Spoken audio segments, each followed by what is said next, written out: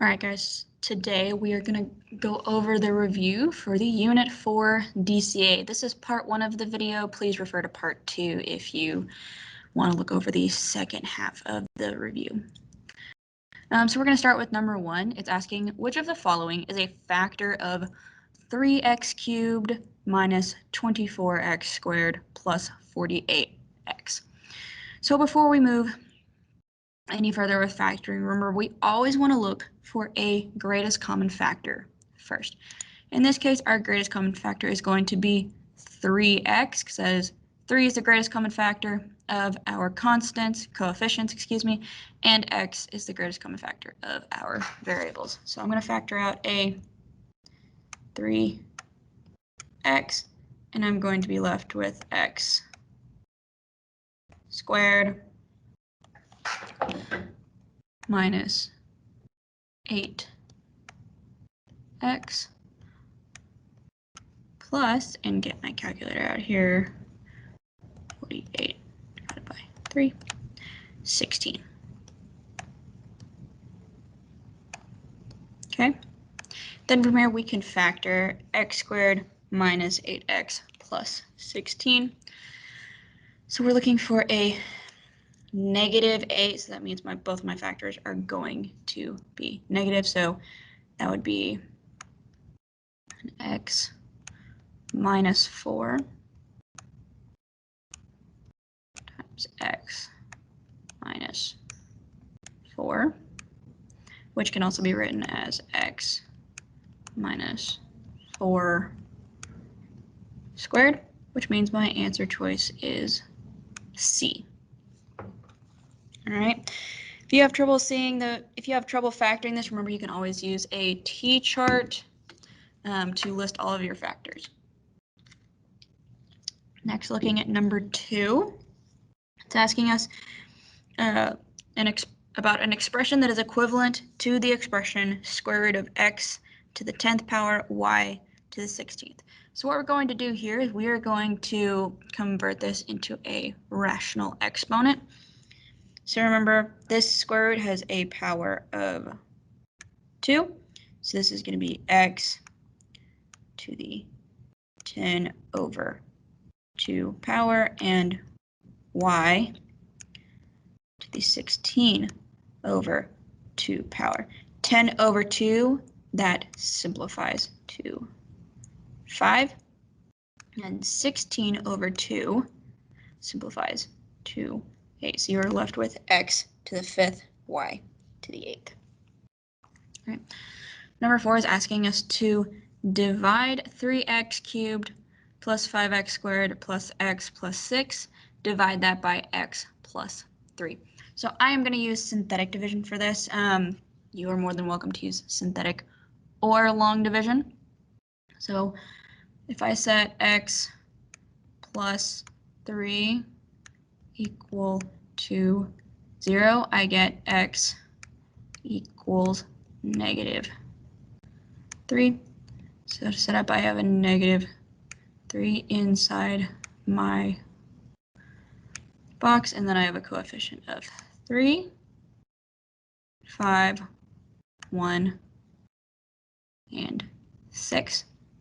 Remember, we bring down first term of 3. 3 times negative 3 is a negative 9.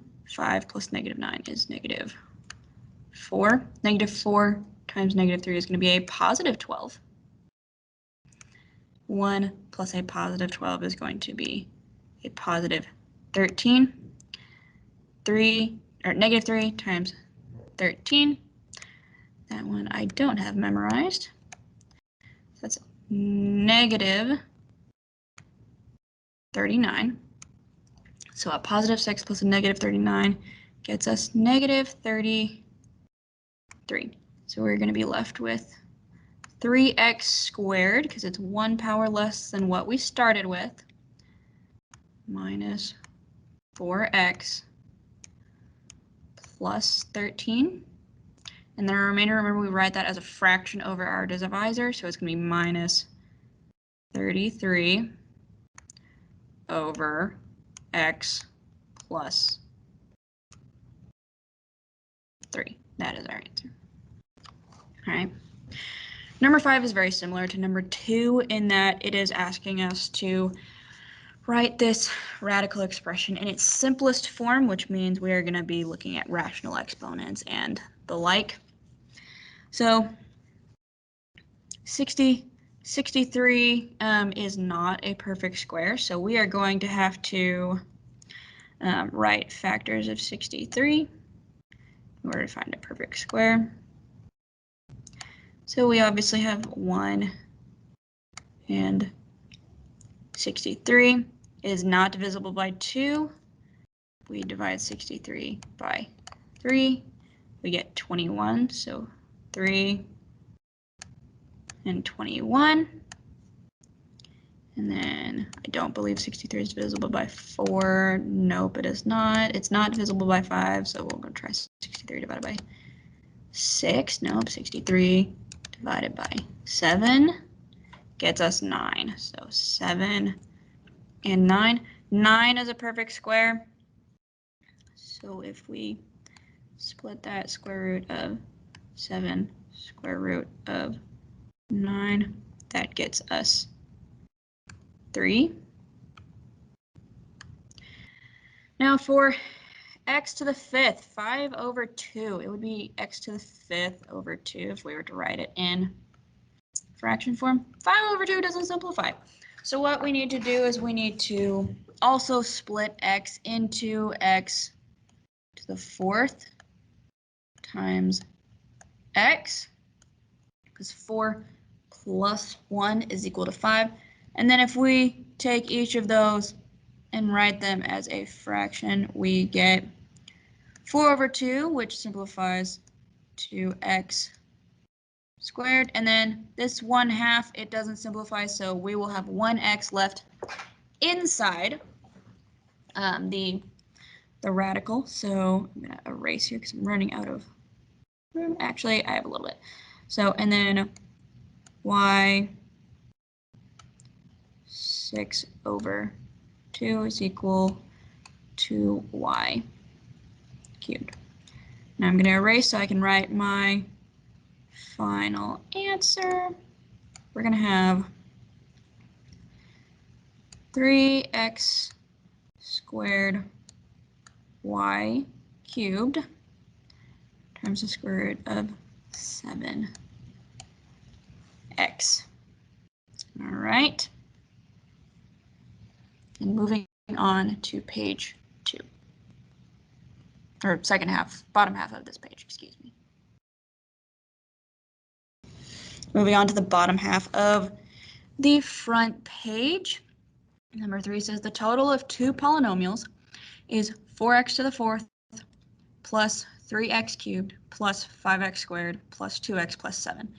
If one of the polynomials is x to the 4th minus 3x cubed plus 5x squared minus x minus 7, what is the other polynomial? So if it's talking about the total of 2 polynomials, that means this polynomial and some unknown polynomial were added together to get this total. So in order to find that other polynomial, we are going to subtract this polynomial from our total. So we're going to have 4x to the 4th plus 3x cubed plus 5x squared plus 2x plus 7. Now remember, if we are subtracting, we would distribute that negative sign to all of these, and so what that means is I am going to just flip the signs of each. I'm going to continue down here with, so that would be minus 4x to the 4th. It's going to be plus x cubed minus 5x squared plus x plus 7. Okay, so if we combine each of these together, 4x to the 4th and a negative 4x, that's going to get us a 3x to the 4th. A positive 3x cubed plus an x cubed is going to be a plus 4x cubed, 5x squared, and a negative 5x squared. Those are going to cancel out and get 0. 2x plus an x is going to be plus 3x. And then 7 plus 7 is going to be plus 14. So this is our other polynomial. Moving on to number 6, it says consider the function 5x cubed plus 10x squared minus x minus 6. And it's asking us what the quotient is when we divide by x plus 2. Again, I'm going to use synthetic division, guys, because y'all can use either on the test, and synthetic division is, in my opinion, much easier, but you're more than welcome to use long division. So to set it up, I need to do x plus 2 is equal to 0, which gets us x equals negative 2. So I'm going to write a negative 2 inside our box.